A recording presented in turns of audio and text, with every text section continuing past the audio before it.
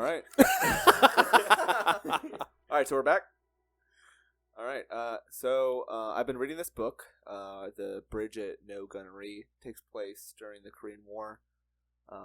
It's basically this massacre that the U.S. does on Korean civilians during the war. But yeah, here we go. Here's a little bit of history about it. All right. In late June 1950, the Korean Peninsula erupts into war. North Korea's army swept south in a surprise invasion, capturing Seoul within days. The U.S., under the flag of the UN, rushed troops to the front to help push back the advance. But early weeks were chaotic, desperate, and deadly. For American soldiers, many of whom had never been to Asia before, Korea was an unfamiliar landscape, and the enemy was elusive. North Korean forces were known to disguise themselves as farmers or refugees, infiltrating behind U.S. lines. That fear took root in the minds of commanders and soldiers alike. In this climate, suspicion often fell on anyone who looked Korean, regardless of age, gender, or behavior. And underlying that suspicion was another reality. America in 1950 was still a segregated nation. So you're going to see kind of a racial sort of leaning in this whole situation, and that's something that I'll highlight at the end, and then honestly it'll be a pretty solid talking point at the end. Anyway, so many troops had grown up in an environment where racial prejudice was normalized. In the Pacific, during World War II, propaganda had painted Japanese, and often by extension all East Asians, as cunning and untrustworthy. So let's go to the actual incident at No Gunnery. On July 26, 1950, several hundred South Korean villagers, men, women, and children, and the elderly, were fleeing their homes in hopes of reaching safety further south. They carried bundles of belongings, some pushed carts, others led oxen. They had been on the road for days. When they encountered the troops from the U.S. 7th Cavalry Regiment near the village at No Gunnery, they were ordered off the road and toward a nearby railroad bridge. Some survivors recalled being told this was for their own safety, to keep them away from the fighting. Others remembered being warned not to move. Then came the aircraft. U.S. airplanes strafed the group, hitting people and animals alike. Survivors scrambled for shelter under the twin concrete arches of the bridge. That night and into the following days, U.S. soldiers began firing into the crowd. Eyewitness accounts describe a scene of horror, automatic rifle cutting down those who tried to escape, grenades thrown into the huddled mass of refugees, cries of children echoing under the bridge. One survivor, a girl at the time, later recalled hiding under the bodies of dead to avoid being seen. Another spoke of trying to comfort her younger brother as he died in her arms. For 3 days, this continued. When it was over, estimates suggest anywhere from 150 to over 300 civilians were dead. The true number will likely never be known, but many bodies were never recovered, and the chaos of war erased the full count. For the aftermath, for the survivors, No Gunnery was more than just a massacre. It was a wound that could not be spoken of openly in the political climate of the Cold War. Questioning U.S. military conduct was dangerous. In South Korea, governments were often authoritarian, and survivors feared retribution or being labeled communist sympathizers. In the U.S., the story was easier to bury. Official military records made no mention of wrongdoing. In 1950s America, still deep in the civil rights struggle, the suffering of Korean villagers did not command the same urgency in public discourse as atrocities in Europe might have. Racial bias, like we mentioned earlier, both in the moment of the massacre and in the decades of silence afterward, shaped how and if the story was told. So let's fast forward now to the 1990s when the story resurfaces. And so in the 1990s, story resurfaces that the truth about this whole thing. An Associated Press investigation interviewed dozens of survivors and American veterans, uncovering a chilling consistency in their testimonies. Declassified documents revealed that in the days before the massacre, U.S. commanders had issued orders to fire on approaching civilians if they were suspected of being enemy infiltrators. In 2001, after its own investigation, and the U.S. government expressed quote-unquote regret over the incident, but stopped short of admitting legal wrongdoing or offering formal compensation. The Pentagon described it as an unfortunate tragedy born of wartime confusion, a framing that left many survivors feeling that their suffering was acknowledged but not fully owned. And we're going to sort of touch on this topic of the role of racial bias. To understand no gunnery fully, we have to confront the role of racial prejudice. Fear of infiltration was real, but it was amplified by deeper, ingrained tendency to see all Koreans as potential threats. In the heat of combat, that mindset meant distinctions between armed enemy and unarmed refugee could dissolve almost instantly. This bias didn't end when the shooting stopped. It carried into the official handling of the event, influencing those accounts were trusted and whose pain was considered worthy of public outrage. It made it easier to accept the idea that, quote, these things happen, end quote, in war, as if the victim's identity made tragedy somehow inevitable. The massacre at No Gun Ri is more than a historical footnote. It's a test case for the moral limits of war. So that's basically it. It was this massive massacre that happened during the Korean War. Something that I thought was really interesting in regards to the racial bias aspect was in this book, it quotes a statistic that was taken during World War II, because again, it does mention the racial bias that it had against Japanese during the Second World War, but it was, I think, 6% of American service members were, so only 6% of American service members were willing to or wanted to kill a German soldier, whereas more than 50% of service members wanted to kill a Japanese enemy combatant. So that actually goes into Vietnam too. Exactly. After World War II, the Korean War is known as the Forgotten War for a reason, and it's the first time we never declared war on a country. Kind of a wild exchange, because growing up I thought, man, like we're coming out of World War II, like where's all these World War II vets in this war? And a lot of them aren't there. Like most of those people that fought in the German and Japanese campaign, like got out of the military, wrote books, became doctors, started their own businesses, worked for the newspaper. That's really what they did. A lot of them got out because we went from World War One, and in between World War One to World War II, having a very small military. I think we were right behind Romania, the size of a military, and then World War II happened, and there's just this machine that goes to work, and then we go right into Korea. And it is kind of crazy, because when I think of like humanitarian issues in Korea, I've never heard of any until this, because North Korea was such an aggressor on South Korea that just kind of, you mentioned it too, like everything else was just kind of put right in the blinders, because North Korea was just sweeping through. Yeah. And but it's very obvious to show that the personnel that were already in South Korea were just so like undertrained, not ready to hold off. Undertrained was a huge thing. So the book talks in the earlier part of the book, it talks about the 7th Cavalry Regiment. They're an occupying force in Japan post World War II, and these guys have Japanese girlfriends. They're partying. They're drinking. Hell yeah. They have no idea.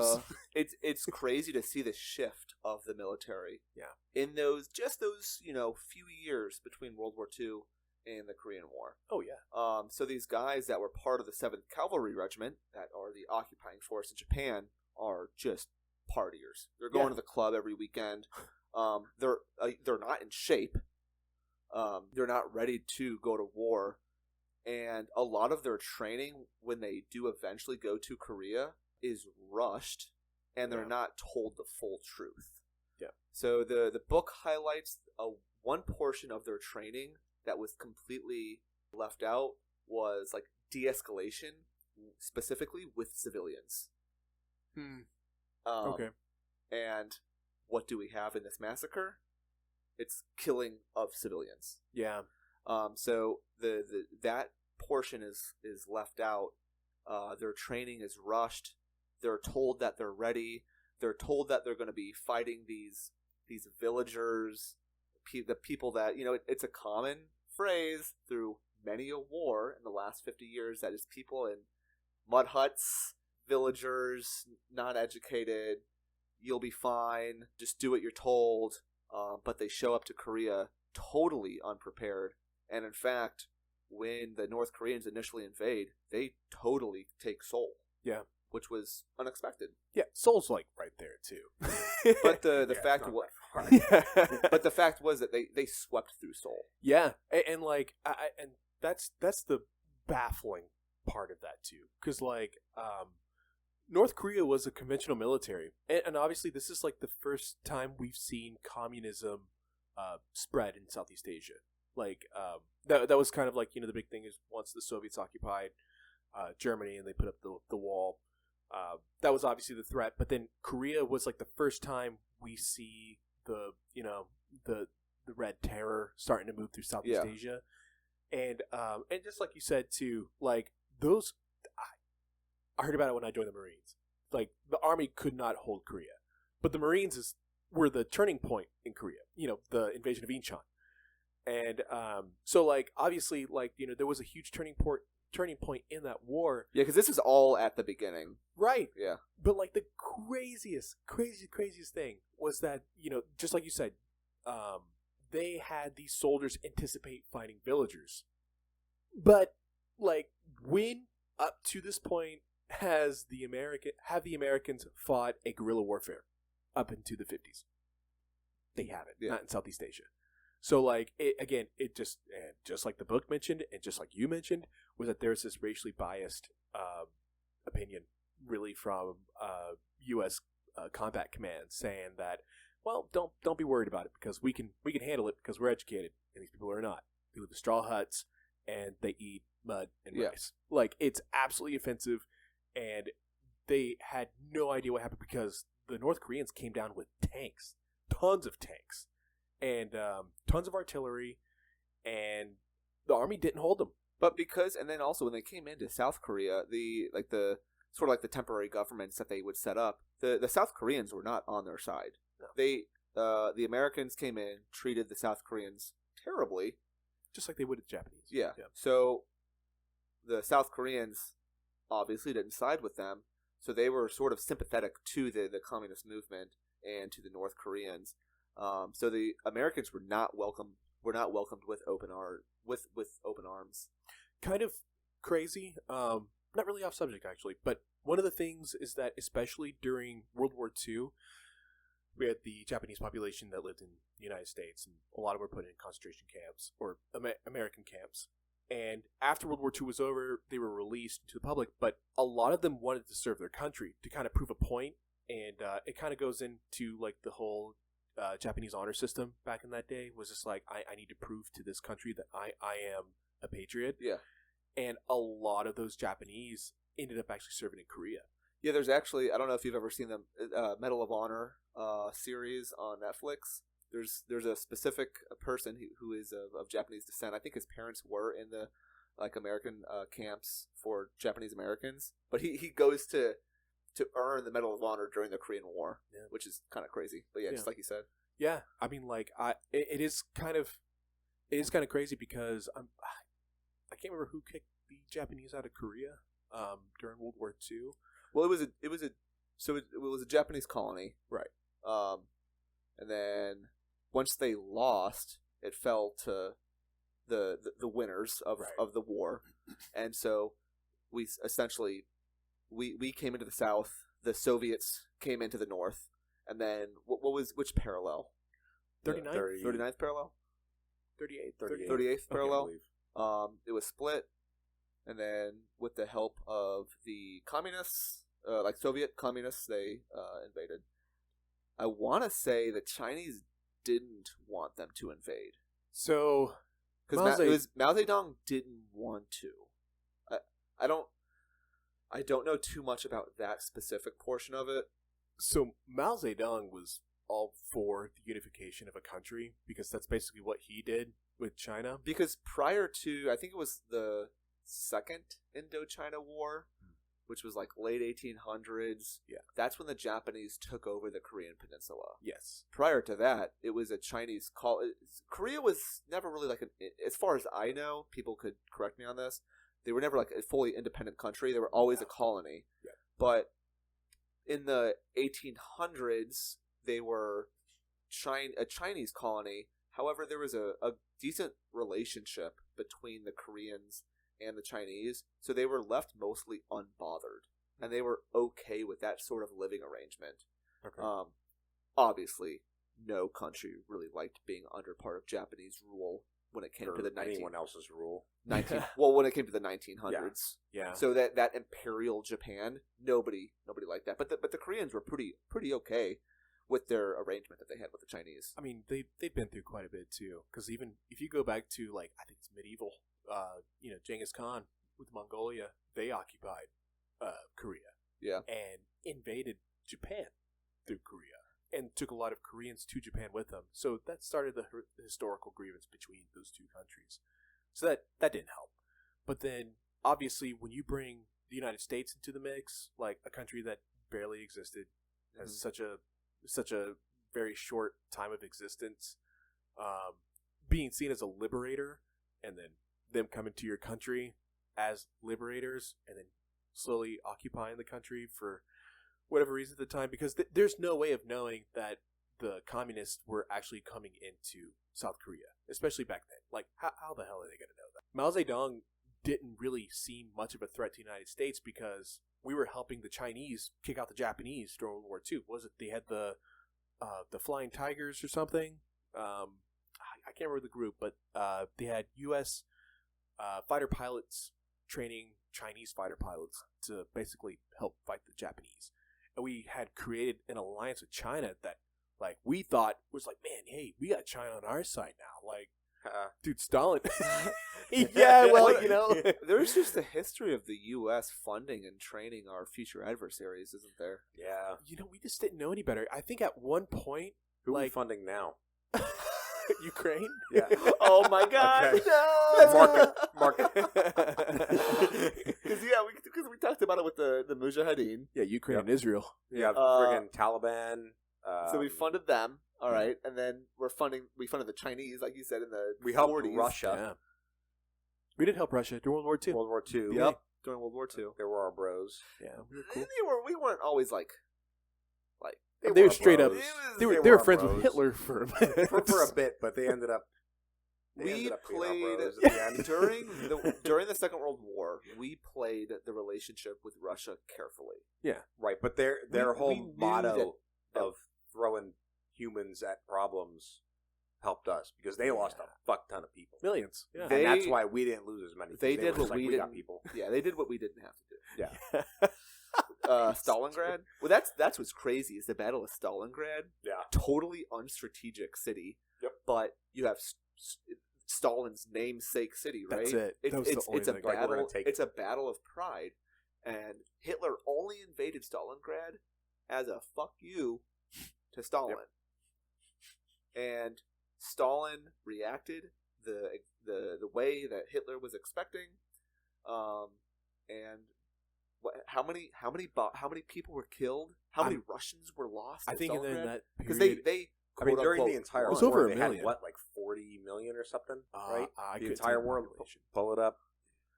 Yeah, because let's. I know It's during something Stalingrad, crazy. it was Yeah, 'cause over a how million. many? Yeah, let's see. God. How many Russians died during the Battle of Stalingrad? It doesn't work. I think my thing's all fucked up. Oh no, sounds like my phone. Yeah. Because It's definitely... it's over a million. I mean, I know it's over a million, Yeah. but I mean, they had... Oh, there we go. So Soviet military deaths estimates between 1.1 to 1.2 million were killed, and I was way off. I said fucking 40. oh, there it is. Sorry, 1.1 to 1.2 million were killed, wounded, or missing, and about 450,000 to 500,000 were That's just insane. killed outright. Is that the overall World War II? That's Stalingrad. Oh, okay, so I might still be on. Yeah. How many for World War II? Like total Oh World yeah, War II. that's I might still be on them with 40. Okay, so what were the Soviet statistics for the entire World War II? Dude, I don't. My thing is all. My thing is type it, no. dude. Over 40 million Soviets were killed. Yeah. It's fucking Jesus Christ. Whoa! Do it my damn self. 24 to 27 million. Oh Okay. my That's. God. I mean, You're you're off by 10 million, but it's fucking 30 million. I mean, that's, Okay, that's military and civilian. So military deaths are 8.7 to 11 million. that many civil. How? Wait. Civilian deaths were 13 to 15 million. Yeah, I mean, most of the time during World War II, you had more That's civilians dead. Nuts. Yeah. Well, that That's was crazy. You're better off being in the military. Well, okay. Well, Yeah. we dropped 2 bombs on Hiroshima and Nagasaki just to end the war. You know, so I mean, like Dude, that's but kind of. that was the biggest bluff in fucking global history. Well, That's not. Like, that's how you just- end wars. Because, like, I mean, we literally the Americans developed a bomb. It was a spool bomb. Was to create again civilian casualties, and it was to just destroy dams and flood cities and towns. And the bomb skipped on water and hit a dam for catastrophic damage. And that's literally its only purpose was to kill the civilian population. That's it. And that's how we fought wars back then. Was like 13 to 15 million. that's a lot of people. Fucking lot. It's a lot. Random. There was a bomb. Okay, there was another bomb we developed in World War II. It was ridiculous. It was a ridiculous bomb. But it was I think it was called the Hive bomb. But it was like a 6 to 7 layer bomb that was essentially filled with napalm. And the Japanese cities were mostly made with like wood and paper. Yep, pretty much. And like when they dropped the bomb would collapse into itself, and each layer would spread the napalm at a greater distance. And that was its entire purpose, was just to start fires. Well, that's why all like the firebombing campaigns in Japan spread so rapidly. It's because of the material that their infrastructure was made from. Right. And the U.S. knew that, so Yeah. they used that to their opted advantage. for it. Yeah. Well, and it is kind of wild because, like, I mean, yeah, you had a lot of the civilian population, but you look at the Soviet conscripts, and they're basically recruiting civilians into the military. So it might as well be the entire Soviet, Right. like, Still are. casualties are also. Yeah, it really is. Same thing. But, like, I mean, it's wild because Germany sent. Only took 80 years for them to build back up. Isn't that crazy? It's going to be 2100 before they can do it again. Oh my gosh, they ain't doing it. They ruined themselves. I mean, like, Germany sent its best army, and it was 400,000 men to occupy the Soviet Union. 400,000. That's what they sent. It seems small, and they split it up into 2 groups, and one of them went north, and the other one went south to cut off, like, I think Crimea, and that's where they were getting their oil.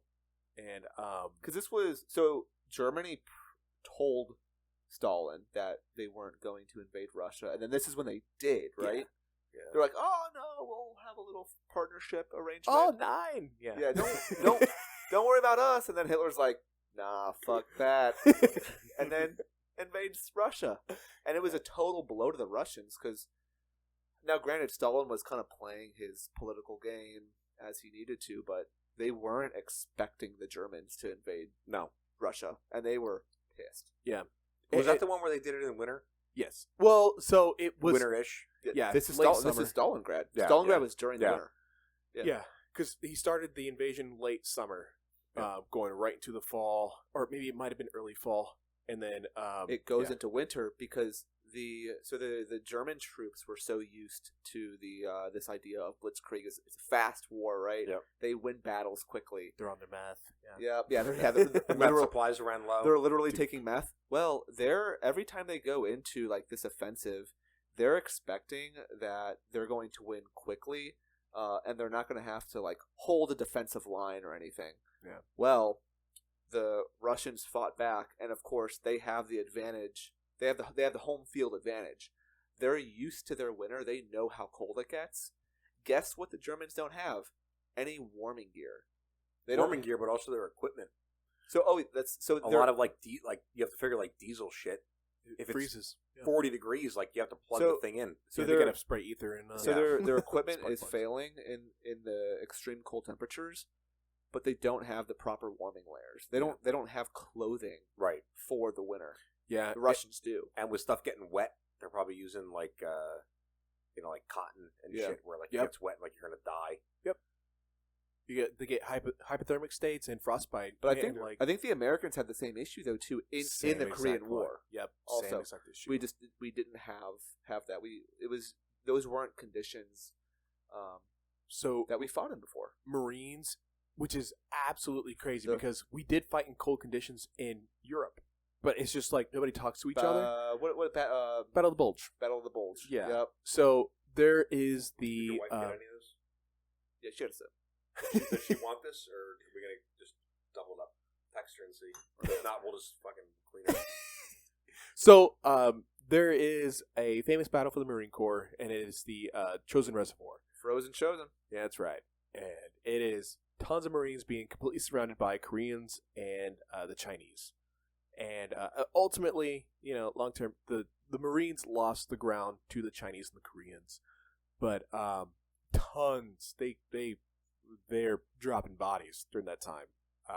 But one of the biggest things is that they were fighting in extremely cold temperatures, and the Marines were using kamiks, which for people who aren't familiar with kamiks, it is just a rubber boot. The issue with the rubber boot was that it had insulators on the inside. And even though you're cold on the outside, your feet are warm, and your feet produce moisture and sweat. And that sweat and moisture is being absorbed into the soul or whatever. I'm good. I appreciate you. So like it's being absorbed into. I know. I really should. We're trying to split this. We're trying to split the last bit of the bottle here. So that's where you hear like a lot of We're these trying to be Marines. scientific. Just get it. Yeah, that's good. So yeah, basically the Marines are taking off their boots and toes are coming out. Oh my god, Dan just held the bottle upside down and was shaking it like a jar of fucking honey, dude. so desperate. Oh yeah. But yeah, like honestly, I think the Korean War was just the evidence that we needed, that we didn't learn anything from World War II going into the war. And I mean, some people did, but most. I mean, there's didn't. still stuff we don't learn from previous war. I mean, I think that's like the whole theme. Well, so the reason why post World War II we downsized so much was military strategists were saying that there was no. Again, here's a common theme even for today. There's no need for a conventional military. Yeah. How many times have we heard that line? So they're saying that post World War II because of the atomic bombs. Right. And they're just like, oh yeah, they're just going to fight with big bombs. I think that would mean you would need more of a conventional military. But that's what these strategists were saying over and over again. Yeah, Like, but that's crazy. But That's crazy. It is so it's crazy now because we have people like Russia and China. That's the only Right, reason. but could you But it's imagine, crazy because even Russia and Ukraine is the whole argument of why you need a conventional military. right, but dude, even look at like Yep. even if you scale it down, like way scale it down to like use of force, could you imagine like nothing and then shooting a person yeah, versus no, like officer presence, weapon, mace, taser, like weapon present, like there's Well, scales of things yeah. that go before it, right. and they're basically asking to like just roll up and just shoot them. But Is that's like the that's nothing the beforehand. biggest thing. That's actually a really good point, because the reason that doesn't work is because before that, literally before that point, before you tell that one officer Were they that on it's meth? officer presence, I don't know, maybe. But like up to that All right, point, the key to war is math. no, Yes. up to a point for a next conflict or issue is lessons learned, right? you have to learn them though. Exactly. You have to have a force, though. So, like, that's the only reason that the United States it's like the perfect warfighter, is because we have literally back-to-back lessons learned. Yeah, but Yeah, every okay. time we go into a conflict, Brother. we forget those lessons. Brother. So like look at the Korean War. All right, Sure. we enter, it's the same issues. We go into the Vietnam War, same issues. We just have enough technology, Of course. and now we adjust on the fly. I wouldn't say that we adjust before the conflict. We adjust So, during the conflict. during the conflict for Korea, we started a better development for jet engines in airplanes. Mhm. That was one of the lessons learned, because the Russians were already taking plans from the Germans, incorporating a jet system themselves, creating a fleet of them. A lot of it's not even the engine; it's the fuel. Right, and that was a big one too. Yeah. Like right before they got into like that jet fuel, which burns a lot slower than diesel. That's why all the Russian jets, it's like purple. Yep, because it's a high sulfur content, and it like burns too quick, way too fast, and fly into the battle and leave. Well, that's why they made bigger planes too. And it goes into their problem too with their aircraft carrier, where they can either go full fuel, half payload, or full payload, half fuel. Yep. Which at that rate you have to be like on target. Yeah. Because they're using a fucking ramp. Yeah, and like for us, I think really the United States is the only people in the world, and the British, that have learned lessons from previous conflicts and have been able to adapt it properly. And I think the best example of that in any country's military are their special forces. I think that's really where it falls on, because a regular force isn't really going to learn a lesson. A regular force is meant to deter a situation and occupy. That's it. Those special forces groups are meant for surgical operations and then extraction. That's it. That is their entire But how often purpose. does the military... So the military does... I mean, the war in the Middle East. Yeah, So I saw it all the time in the Middle East. So like everything... Like we've all been in for like a decade. Yeah. So out of the amount of like after action reports and whatever and lessons learned or whatever, how many of those things have you seen repeatedly fail every single fucking time? I'll tell you right now, one of the best things I've ever heard was when I was working with Massacre in 2014, and the team captain said that we planned for 100% success and 100% failure. That was something I've taken with me like ever since I met that man, and it was literally like, obviously, if worst comes to worst, we're ready for it. Like that is literally what that meant, and they did every single time. And you can be ready. I'm talking more on, okay, we have these lessons learned.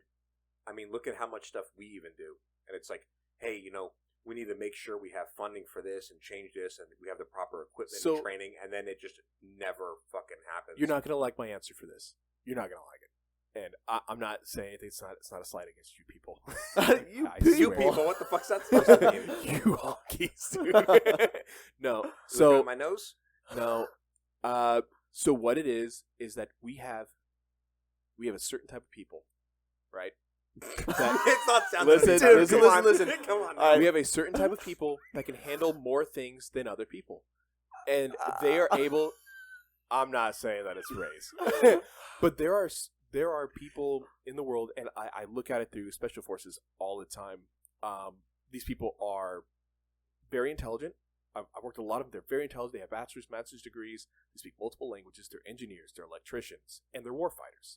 That makes the most dangerous person out there, is that they can do everything that we can do and also kill people.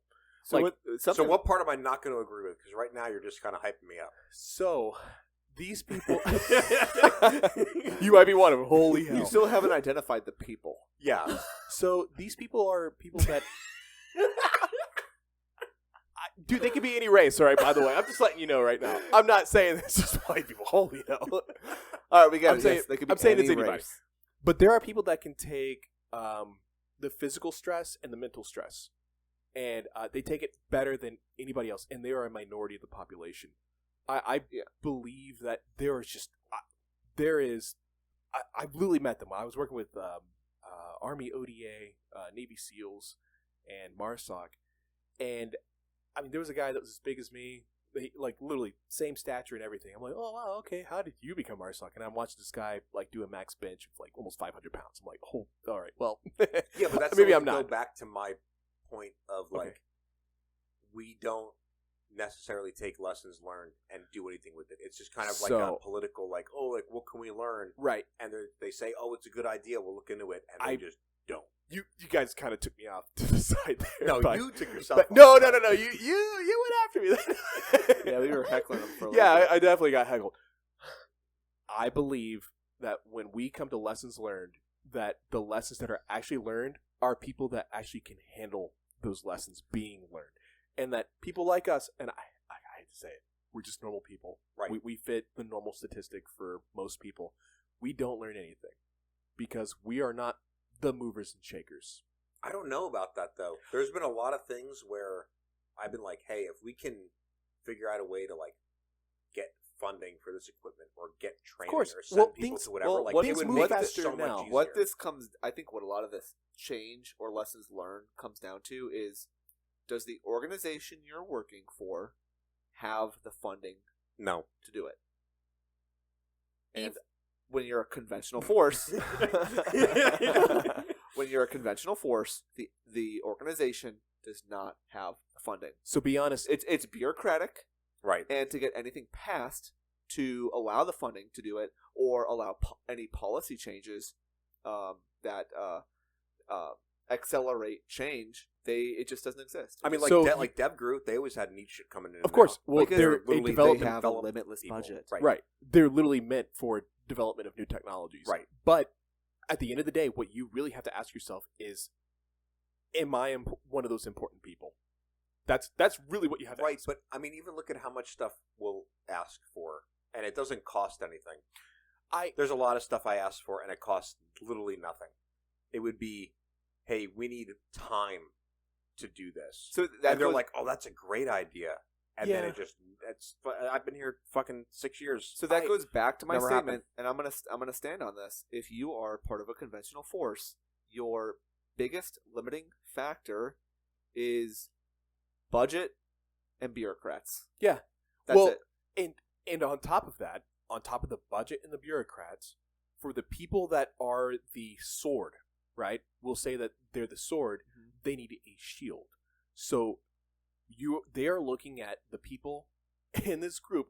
Again, I'm not trying to degrade anyone in this, but they have to look at those people to see which ones are more important, and they have to say, okay, the people that are driving the sword are far more important than the people that are doing this and this, and then the people that are providing the shield are way more important than people that are doing this. Do you think that's going to change for us now? No. With them so they just upped our budget to like $25 billion.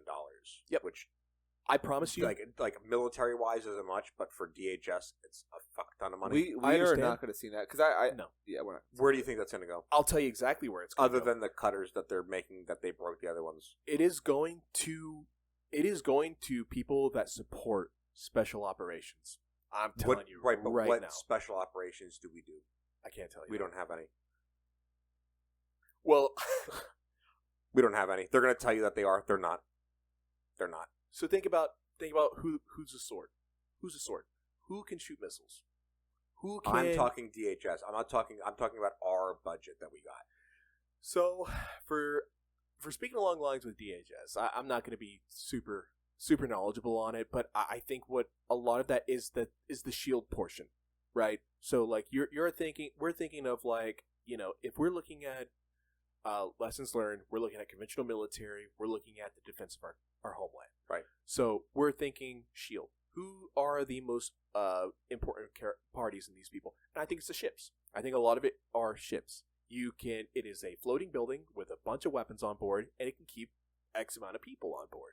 So I think a lot of it goes into ships. I think it goes into planes. Then I think it goes into satellites.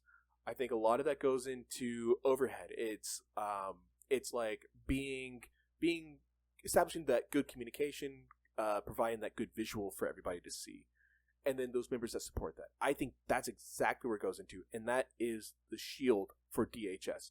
I don't think DHS has a sword.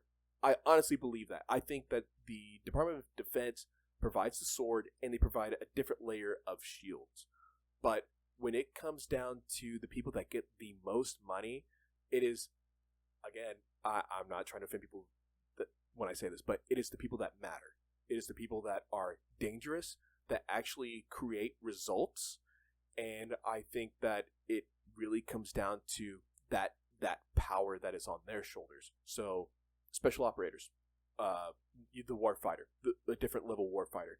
Then you have pilots, and then you have like destroyers and carriers and submarines. Like I think that is the most lethal portion of the United States. I think that's where most of it has always gone to, And I'm not saying that everyone out that doesn't do that line of work, they don't matter. I just think that when it comes to what you said, when it comes to bureaucracy and politics and to the funding of our military, that they are like, let's look at where it matters. Let's see where we really need to develop our force. And that is exactly where it goes. It goes into the men and women that can physically and mentally handle it out literally in the field, where they can get into a firefight and handle themselves no problem. Because, I mean, we've seen it in every single conflict where they manage something that I've never seen anyone on. It seems extraordinary, really. And the same thing with our pilots and the people that are operating ships and subs. I think that it takes it's a different level of machinery, different level of technology, and different level of manpower. Sorry, I'm talking a lot. No, man, I don't totally disagree with that. Yeah, something a lot.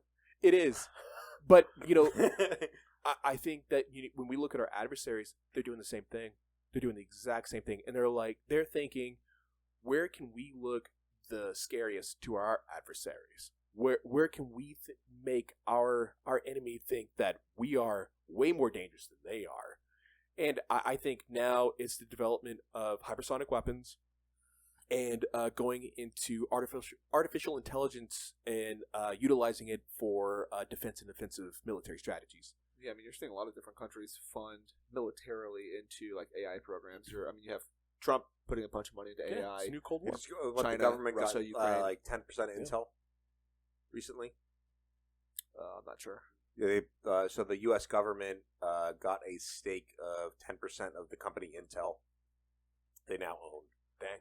So the whole thing where it's like, oh, governments own private companies for whatever, they did it. Let's see, probably pull it up over here. It was pretty recent. It was a couple days ago, I think, that they did it. And it was huge because people were thinking like, oh my God, they're gonna own everything. U.S. owns. Yeah, so Intel's agreed to give the U.S. government nearly 10% of stakes in its business. So, send a statement: the U.S. government will buy $8.9 billion of the Intel stock. Jesus. Yeah. Invest. Yeah. So something's gonna be happening there. Yeah. All right. I think honestly, like that one's actually pretty big. We're trying to. Was it Taiwan? Was one of the biggest countries for production of Microchips. They're trying to bring it here. Yep. Yeah.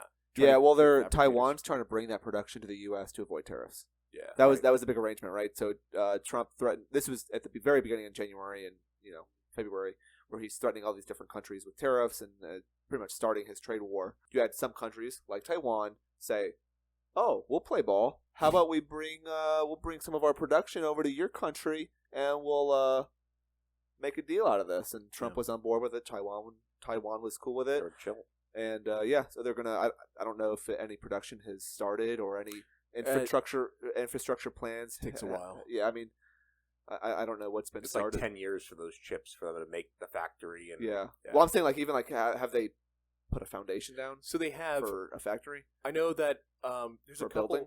There's a couple southern states that were looking into putting up some of these factories because just like you said, it takes a long time to set everything up because there's the construction, then there's the fabrication. And fabrication is like one of the longest portions of creating a chip. And I know Intel, and I can't remember the other companies, they are investing billions of dollars into creating these U.S.-founded companies. And then it's kind of funny because with Taiwan, I felt like that was the leverage that they had to keep China out of Taiwan, was to maintain fabrication of like chips. And it was just like, okay, cool, that's a cool strategy. And then Biden was just like, let's bring it to the United States. I'm like, no, you're going to let him fail. Come on. Oh, yeah. Again, you can't be too old. Or you can't be this. You got to put age limit. Yeah. Good Biden impression. Yeah, that was it. Put an age limit on the presidency. But I think this is a good way to wrap up this episode. Yeah, kind of learned about the racism from the Korean War. Brushed on it from the Second World War to the Vietnam War, and I mean, history repeats itself because even we saw that in the war in the Middle East. Yeah. And happy spooky month to everyone. Oh, yeah. This is in August we're recording this, but you'll hear it in October. Yeah. So, all right, that's it. Alrighty, we'll see you. Bye. Bye.